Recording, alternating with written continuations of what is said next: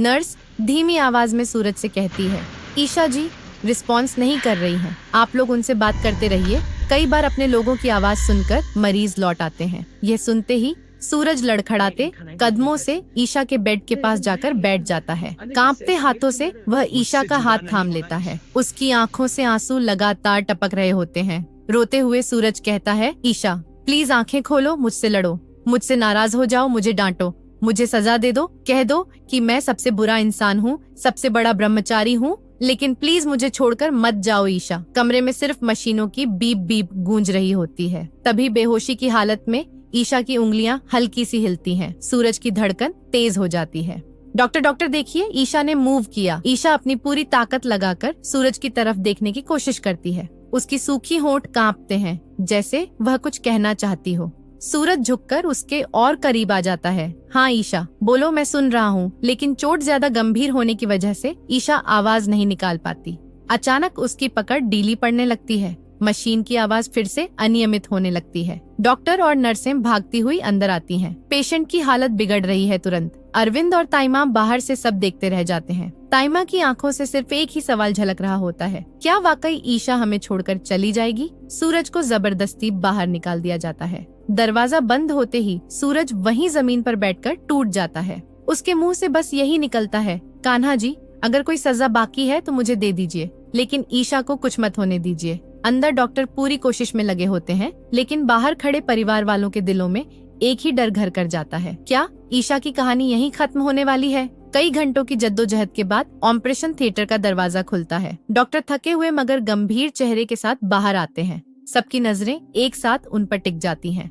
Doctor धीमी आवाज में कहते हैं, ईशा जी की जान तो बच गई है, लेकिन सिर में ज्यादा चोट लगने की वजह से उनका शरीर पूरी तरह रिस्पॉन्स नहीं कर पा रहा। फिलहाल वो पैरालाइज की अवस्था में है। हमें नहीं पता ये स्थिति कितने समय रहेगी, शायद कुछ महीने, शायद उससे भी ज्यादा। और दोस्तों, वीडियो अच्छी लग रही हो तो लाइक करके चैनल को सब्सक्राइब जरूर करें। फिर डॉक्टर के बात सुनते ही सूरज का दिल जैसे बैठ जाता है, लेकिन वह खुद को संभालता है। डॉक्टर आगे कहते हैं, मेडिकली हमने अब जितना करना था कर दिया है। अब उन्हें आप घर ले जा सकते हैं। आगे का इलाज दवाइयों से ज्यादा आपके प्यार, धैर्य और देखभाल पर निर्भर करेगा। उन्हें बहुत ज्यादा केयर चाहिए। सूरज बिना एक पल सोचे कह देता है, डॉक्टर साहब मेरी ईशा को कुछ नहीं होगा। मैं अपनी जिंदगी का हर पल उसकी देखभाल में लगा दूंगा। कुछ दिनों बाद ईशा को डिस्चार्ज कर दिया जाता है। व्हीलचेयर पर बैठी ईशा, सूनी आंखें और खामोश चेहरा, लेकिन सूरज की आंखों में एक अजीब सा सुकून होता है कि कम से कम ईशा उसके सामने है,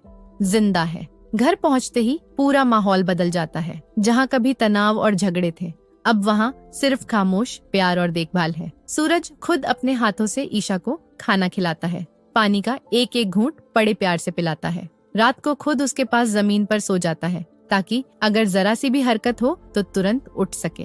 वह रोज ईशा से बातें करता है, जैसे वह सब समझ रही हो। ईशा देखो, आज तुम्हारे लिए सूप बनाया है, तुम्हें हमेशा पसंद था ना? आज धूप अच्छी है, थोड़ी देर खिड़की के पास बैठेंगे। अंदर ही अंदर सूरज खुद से वादा करता है, अब कभी गुस्सा नहीं करूंगा, कभी तुम्हारी कॉल इग्नोर नहीं करूंगा, कभी तुम्हारे आंसुओं की वजह नहीं बनूंगा। कई रातें ऐसी होती हैं जब सब सो जाते हैं और सूरज चुपचाप ईशा का हाथ पकड़कर बैठा रहता है। उसकी आंखों से आंसू गिरते रहते हैं। वह फुसफुसाकर कहता है, ईशा प्लीज जल्दी ठीक हो जाओ। अगर मेरी सजा यही है कि तुम्हारी सेवा करूं, तो मैं खुशी खुशी मंजूर करता हूं। बस एक बार मुस्कुरा दो, एक बार मुझे फिर से डांट दो। घर वाले भी सूरज का बदला हुआ रूप देखकर भावुक हो जाते हैं। अरविंद समझ जाता है कि सूरज को अब एहसास हो चुका है कि सच्चा प्यार क्या होता है। ताइमा रोज भगवान के सामने दीप जलाकर बस एक ही प्रार्थना करती है, मेरी बेटी को वापस मुस्कुराना सिखा दीजिए। तो दोस्तों, सूरज का प्यार ईशा के ऊपर आपको कैसा लगा? कमेंट में अपना राय जरूर दें।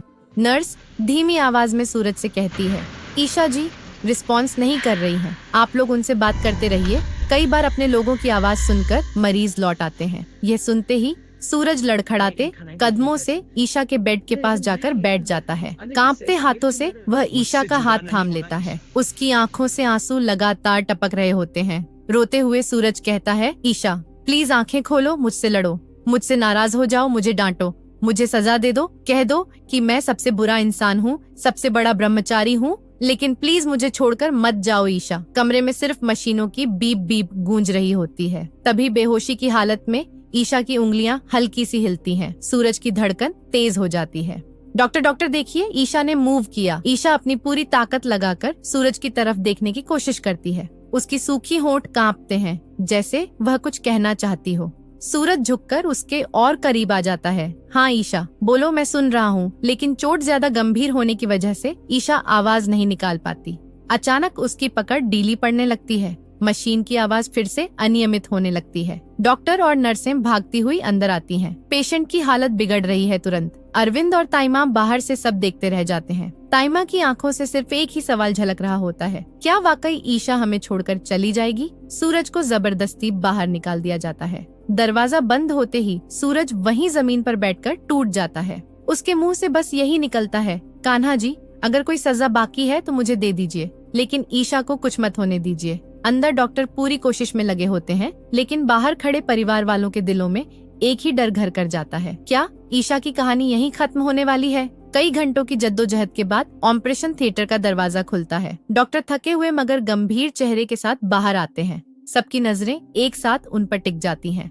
डॉक्टर धीमी आवाज में कहते हैं, ईशा जी की जान तो बच गई है, लेकिन सिर में ज्यादा चोट लगने की वजह से उनका शरीर पूरी तरह रिस्पॉन्स नहीं कर पा रहा। फिलहाल वो पैरालाइज की अवस्था में है। हमें नहीं पता ये स्थिति कितने समय रहेगी, शायद कुछ महीने, शायद उससे भी ज्यादा। और दोस्तों, वीडियो अच्छी लग रही हो तो लाइक करके चैनल को सब्सक्राइब जरूर करें। फिर डॉक्टर के बात सुनते ही सूरज का दिल जैसे बैठ जाता है, लेकिन वह खुद को संभालता है। डॉक्टर आगे कहते हैं, मेडिकली हमने अब जितना करना था कर दिया है, अब उन्हें आप घर ले जा सकते हैं। आगे का इलाज दवाइयों से ज्यादा आपके प्यार, धैर्य और देखभाल पर निर्भर करेगा। उन्हें बहुत ज्यादा केयर चाहिए। सूरज बिना एक पल सोचे कह देता है, डॉक्टर साहब, मेरी ईशा को कुछ नहीं होगा। मैं अपनी जिंदगी का हर पल उसकी देखभाल में लगा दूंगा। कुछ दिनों बाद ईशा को डिस्चार्ज कर दिया जाता है। व्हीलचेयर पर बैठी ईशा, सूनी आंखें और खामोश चेहरा, लेकिन सूरज की आंखों में एक अजीब सा सुकून होता है कि कम से कम ईशा उसके सामने है, जिंदा है। घर पहुंचते ही पूरा माहौल बदल जाता है। जहां कभी तनाव और झगड़े थे, अब वहां सिर्फ खामोश प्यार और देखभाल है। सूरज खुद अपने हाथों से ईशा को खाना खिलाता है, पानी का एक एक घूंट बड़े प्यार से पिलाता है। रात